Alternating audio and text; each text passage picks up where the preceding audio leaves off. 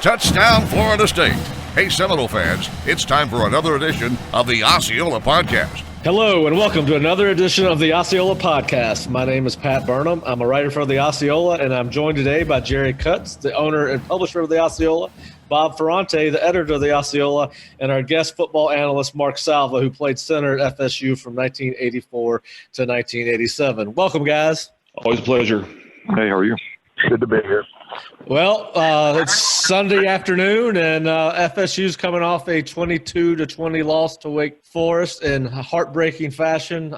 Missed a field goal on its second-to-last drive, and Wake Forest was able to hold FSU out on their final drive. And just want to get your opinion on where the Seminoles are at 3-4 coming out of the Wake game. Mark, we'll start with you.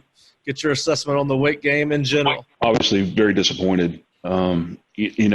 Regardless of what happened with that field goal, I was sitting there thinking to myself, okay, I think we played well enough to win regardless of how this turns out. And, I think defensively, outside of the big plays and some penalties, which, of course, that's the details of winning and losing, I thought we held them pretty good in the running game. We forced them into field goals, even though they got down there, but we forced them into field goals. Offensively, just as sit there and watch the game, you're sitting there going, seems like we're playing good enough to win, but yet we only scored 20 points. And so I'm sitting there going, how do we lose this game? And it just goes to show you the little things, the detail things that really matter, and they add up. And when you continually make mistakes at critical times, they cost you ball games. As cliche as that is, that really manifests itself in this game. The penalties, the turnovers, untimely turnovers, missed kicking game, drop passes, just the detail things. And that's just who we are right now, unfortunately. Jerry? Yeah, I agree with that, what Mark just said. And to, go back to our last week, we talked about, Pat, I think in your keys to victory, it was to hold Wake Forest to field goals instead of touchdowns. And the defense did that. They kicked, 5 field goals, 4 early on. They could have been a blowout. I mean, if we weren't as good as we were in the red zone there, they could have been up 28-0. And our offense was doing nothing, and they were driving the ball on us pretty consistently. I was very disappointed with the game outcome. I felt like I said last week, trying to use Clemson as a measuring stick is probably not a great idea. But Wake Forest is your measuring stick. And through 58 minutes of that game, I would say Florida State measured up to Wake Forest, as sad as that may be to say. But it was a step in the right direction. The fact that we couldn't win that game is extremely disappointing to me, because that was a winnable game against an opponent that was infinitely beatable with their second-team quarterback in the game. So, yeah, that was a setback, in my opinion. Bob?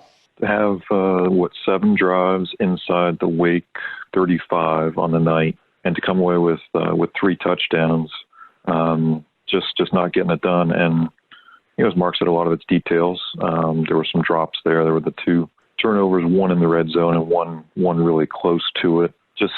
Just can't have that on this kind of night. You can blame the rain for some of that if you choose to. I think the opportunities were just missed for myriad reasons. And I think, of course, they have to start kind of taking a long look at themselves, and they're losing games back to how they did so in September by not finishing. And they're losing games by the self-inflicted wounds, the penalties, the drops, the turnovers.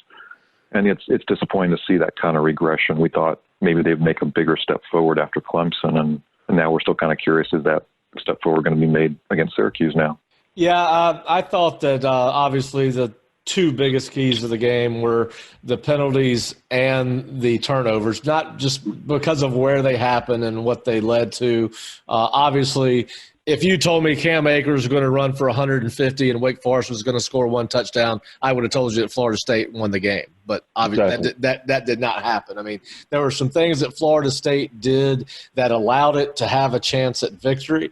But the 2 key areas where, the penalties, they had 3 penalties that extended drives for Wake Forest on defense that allowed Wake Forest a touchdown and 2 field goals. The turnovers both took place inside the Wake Forest red zone. And ultimately, if you just go back to those 5 plays, and this is one of those games where every single play mattered because it was, of course, a close ball game. And FSU either, however you want to term it, did not make enough plays to made less plays or more mistakes than Wake Forest, however you want to term it. And then, of course, the one bugaboo that I still see outside of penalties as turnovers is Florida State is still susceptible to giving up chunk plays on defense.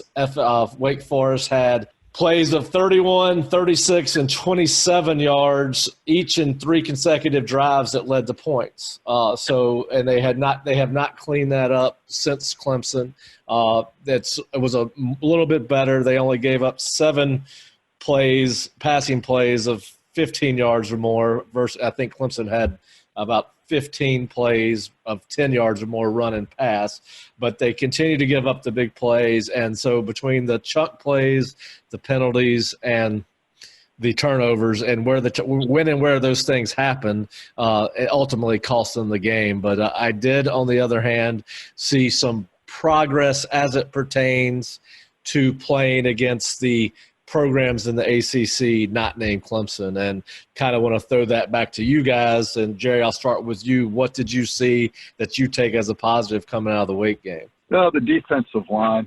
I mean, stopping the run. We looked, Pat, you wrote, and we all agreed last week that Wake Forest is a balanced offense, and I felt like we needed to stop the run to give ourselves a chance to beat them, and we did. We were able to stop the run, and especially in the red zone where they held them to field goals. So I thought that was an improvement. You guys, we talked a little bit about this. I'm going to leave this for Mark to talk about, but the offensive line. I don't know that watching Wake, I thought they ran a 4-2 most of the night, and there were only 6 guys in the box for the most part.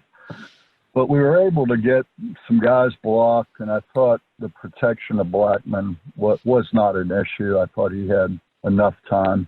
So maybe the offensive line against a mediocre defensive line did okay. Mark, I'll leave that to you to discuss. Yeah, I thought they had probably one of their better games, if not their best game this year.